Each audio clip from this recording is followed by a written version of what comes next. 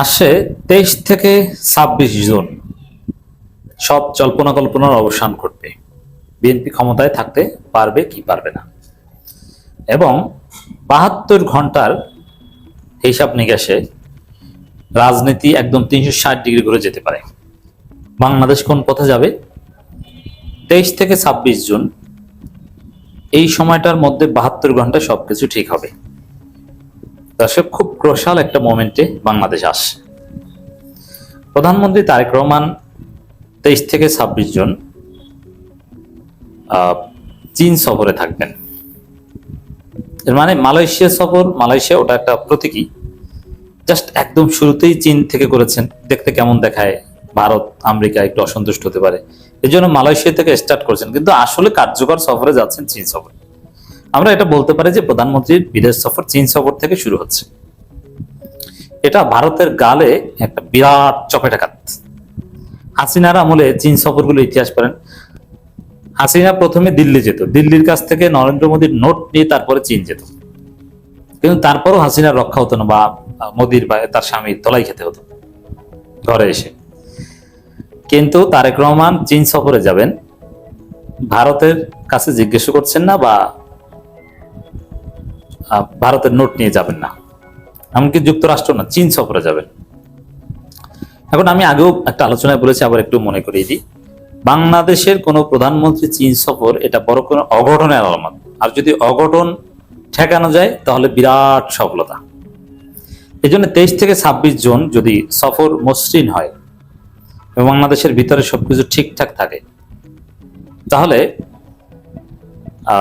মনে করবেন যে বাংলাদেশ অনেক এগিয়ে গেছে, আমরা মঞ্জিলে মকসুদে এগিয়ে যাচ্ছি ধীরে ধীরে।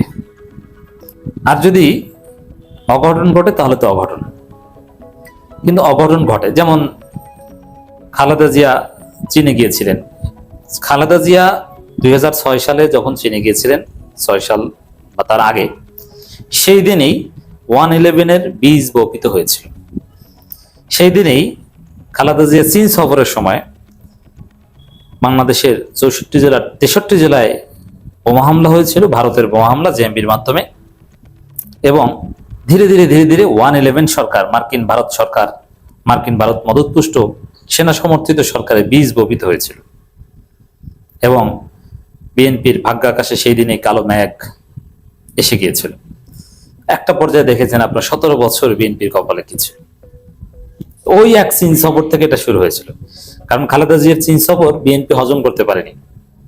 কেন এটা ঘটে আমি আসছি সেদিকে। এমনকি শেখ হাসিনা চীন সফরে গিয়েছেন, এসেই শেখ হাসিনা পতন ঘন্টা বেজে গেছে। মানে বাংলাদেশের রাজনীতিতে যুক্তরাষ্ট্র এবং ইন্ডিয়ার হেজিমনি এতটাই স্ট্রং ছিল যে চীন সফরে যে চীনের সাথে স্ট্র্যাটেজি কিছু করবে এটা মানতে পারে না। এমনকি ইউনুস কেউ কেউ বলে থাকেন, এবং এটা একদম অসত্য নয়, ইউনুস 5 বছর ক্ষমতায় থাকার চিন্তা করেছিলেন। অনেকে চেয়েছিলেন যে তাকে 5 বছর রাখা হোক। তো সেখানে ইউনুস দ্রুত নির্বাচন দিয়ে চলে গেছেন। কেউ কেউ বলেন যে চীন সফরে না গেলে ইউনুসের দ্রুত নির্বাচন দিয়ে চলে যাওয়া লাগতো না। এই আলোচনাও আসছে। তো দর্শক, এর কারণটা কি? কারণ ভারত আমেরিকা এটা সহ্য করতে পারে না। ভারত আমেরিকা সর্বশক্তি প্রয়োগ করে দেশে অস্থিরতা লাগিয়ে দেয় এবং ওই সরকারকে হটানোর নীল নকশা আগে। এখন অতীতের খালেদা জিয়ার কিংবা শেখ হাসিনা কিংবা ইউনুসের চীন সফরের চাইতে এবার তারেক রহমানের চীন সফর আরো বেশি ক্রিটিক্যাল, আরো বেশি ডেঞ্জারাস। কারণ অতীতে প্রকাশ্যে ভারত আমেরিকা চীন সফর নিয়ে এতটা মাথা ঘামাতো না, কিন্তু এবার তারেক রহমানের চীন সফরে যাওয়া সরাসরি ভারত এবং আমেরিকার স্বার্থের পরিপন্থী। এবং অতীতে কখনো মেসিভ স্কেলে চীনের সাথে স্ট্র্যাটেজিক সম্পর্কে কোনো সম্ভাবনা ছিল না, এবার সেই সম্ভাবনা আছে। যেমন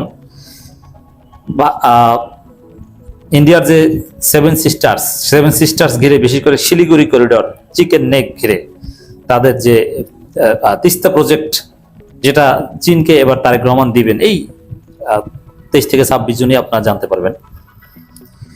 এরকম কোনো পরিকল্পনা অতীতে ছিল না, তারপরও ভারত আমেরিকা টিকতে দেয়নি। আর এবার সরাসরি ওদিকে আমেরিকার কোয়াড যায় ভাব, এদিকে তিস্তা প্রজেক্ট চীনকে দেবেন এটা নিশ্চিত, এদিকে ভারতের সাথে সীমান্তে অস্থিরতা চলছে। এবং অতীতের যে কোনো সময়ের চাইতে এবারের চীন সফর আরো বেশি ক্রিটিক্যাল। এবার অতীতের যে কোনো সময়ের চাইতে আমেরিকা এবং ভারত আরো বেশি বড় ষড়যন্ত্র করার চেষ্টা করবে বাংলাদেশে তারেক রহমানের বা প্রধানমন্ত্রী চীন সফরকে কেন্দ্র করে, মানে বেশি ঝুঁকির মধ্যে। কিন্তু এখানে একটা সুখবর আছে যে অতীতে ভারত এবং আমেরিকার মারাত্মক সক্ষমতা ছিল বাংলাদেশের রাজনীতিতে অস্থিরতা ঘটানোর।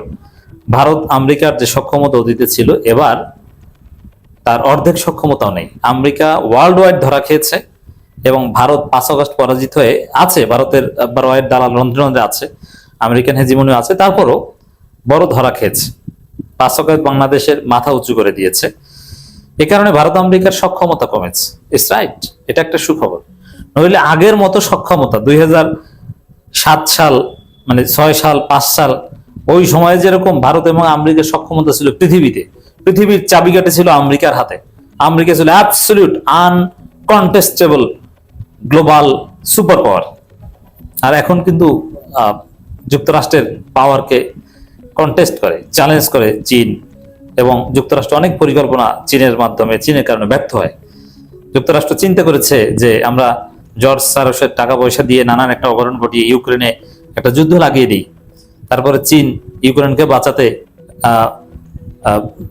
রাশিয়ার পক্ষে যুদ্ধ করতে আসুক, তারপরে চীনকে আমরা খেয়ে দিই। কিন্তু চীন যুদ্ধে জড়ায় না, মানে চীন অত্যন্ত ঠান্ডা মাথায় খেলছে। চীনকে অনেকে ভেবেছিল যে ইরানকে রক্ষা করতে চীন আসবে, কিন্তু চীন যুদ্ধে জড়ায় না। এই যে যুদ্ধে না জড়ানো, এটা আমি সমালোচনা আছে, আবার যুদ্ধে না জড়ানো এটা অত্যন্ত সূক্ষ্ম চিন্তা। এর উপকারিতা হয়তো বেশি আছে, সামনে দেখবেন। এই জায়গায় তাদের যে অসম্ভব সক্ষমতা আগে ছিল 2004-5 সালে, ওই রকম সক্ষমতা থাকলে তারেক জিয়াকে আবার লন্ডন পালাতে হতো। চীন সফরে থেকে আসার 1 মাসের মধ্যে লন্ডন পালাতে হতো, কিন্তু ওইরকম সক্ষমতা নাই। তারেক জিয়ার ভয় হয়তো এইটা, মানে সাহসের দিক হয়তো এইটা। আর এদিকে জামাত এনসিপি তার সাথে আছে, জাতীয় ঐক্যবদ্ধ। তা বিরোধী দল যদি ঠিক লাইনে থাকে, বিরোধী দল খুশি থাকলে তখন টেনশন কম। এই জন্য তারেক রহমান চীন সফরে যাওয়ার সাহস করেছেন। তারপরে ষড়যন্ত্র কোন দিক থেকে আসে বলা যায় না। চীন সফর মানে এই রেজিমের ক্ষমতা থাকা না থাকার প্রশ্ন। তবে হ্যাঁ, এখানে জামাত এনসিপি সবাই মিলে বিএনপির সাথে থাকবে, ঐক্যবদ্ধ থাকবে, এবং আমরা ভারতের বলয় থেকে বের হয়ে যাওয়ার একটা মাহেন্দ্রক্ষণে হয়তো বা আমরা প্রবেশ করব। প্রধানমন্ত্রীর 23 থেকে 26 জনের চীন সফর যদি সফল হয়, তাহলে বাংলাদেশ ভারতের আধিপত্যবাদ থেকে কিছুটা হলেও বের হয়ে যেতে পারবে। একটা নতুন যুগে বাংলাদেশ প্রবেশ করবে এবং নতুন একটা মাহেন্দ্রক্ষণে বাংলাদেশ প্রবেশ করবে। প্রধানমন্ত্রী চীন সফরের প্রস্তুতির অংশ হিসাবে বেইজিং যাচ্ছেন পররাষ্ট্র সচিব। এর মানে সবকিছু গুছাচ্ছেন। এটা হয় যে সাধারণত আগে পররাষ্ট্র সচিব যান, কাগজপত্র বা ফর্মালিটিস যেগুলো আছে কি কি হবে এগুলো সব ফাইনাল করে আসে, আর ওইখানে জাস্ট আনুষ্ঠানিকতা। প্রধানমন্ত্রী উপস্থিত থাকা অবস্থায় তো বড় ধরনের নেগোসিয়েশন হয় না, এগুলো সব আগে করে ফেলে তখনকার জাস্ট ফর্মালিটিস বাস্তবায়ন হয়। তো প্রধানমন্ত্রী চীন সফরের অংশ হিসাবে বেইজিং যাচ্ছেন পররাষ্ট্র সচিব। এবার খেলা হবে।